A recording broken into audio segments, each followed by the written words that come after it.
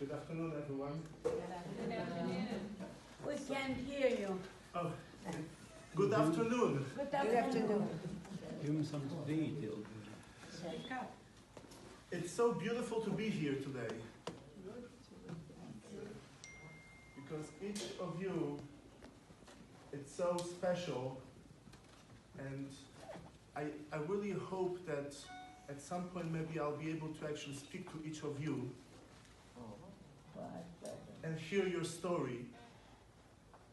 For now, I was asked to share with you my story. It won't be long, don't worry. As Rabbi mentioned, I was born in Częstochowa, Poland, in 1988.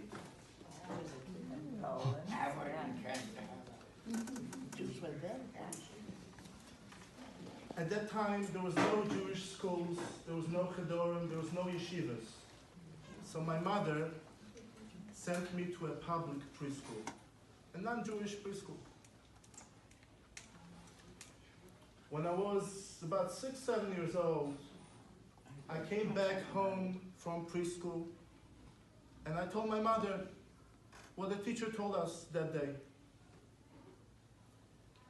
Mom, tomorrow we cannot eat meat.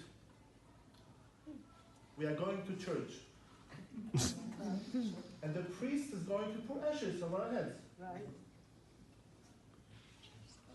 My mother said to me, Kuba. My Polish name is Kuba, K-U-B-A, Kuba. She said, Kuba, I have something to tell you. Sit down. If you do not want to eat meat tomorrow, no problem. I will not give you meat to eat. But you will not go to church. So I asked, why not? So she told me, because you are Jewish. Okay. So from that moment on, I knew I'm Jewish. But I didn't know what it means to be Jewish. I wanted to learn. But at the time, there was no really way to learn about Yiddishkeit. There was no one to ask my questions. And at the same time, I was told, don't tell anyone that you are Jewish. But what does a child do when he has a secret and he's told not to tell anyone? Of course, I told a friend of mine, and the next day, my friends in school were calling me a dirty Jew. So I learned not to tell anyone that I'm Jewish. I kept it as a secret.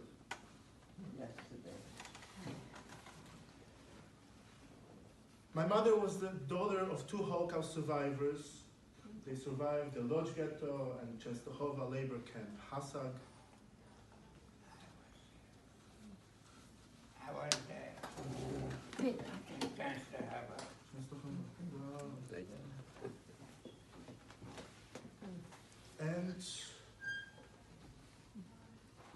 And whatever they did after the war, even though it was impossible to keep Yiddishkeit after the war, they still tried to keep some things. My grandmother would light Shabbos candles. My grandfather would make Pesach seders. So that my mother, as a child, knows what Pesach is all about, knows a little bit about the religion, Jewish culture, Jewish religion.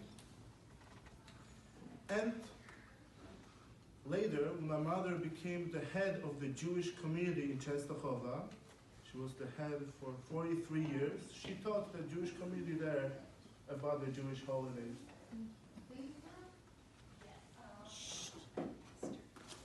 I wanted to learn what it means to be Jewish. Twice a year there was a Jewish camp, summer and winter camp in Poland called Lauder Camp. Created by Lauder Foundation for the Polish Jews, for the Holocaust survivors that survived, for their children and for their grandchildren. so that they can come together to one place, to the summer camp or winter camp, and they can sing together Jewish songs. They can learn about what Shabbos is, what other holidays are. And that's where I went as a little kid with my mother. Let's make the story a little bit short. At the age of 12, my mother wanted me to have a bar mitzvah, so she contacted the chief rabbi of Poland, Rabbi Michael Shudrich, and she asked him, can you prepare him for bar mitzvah?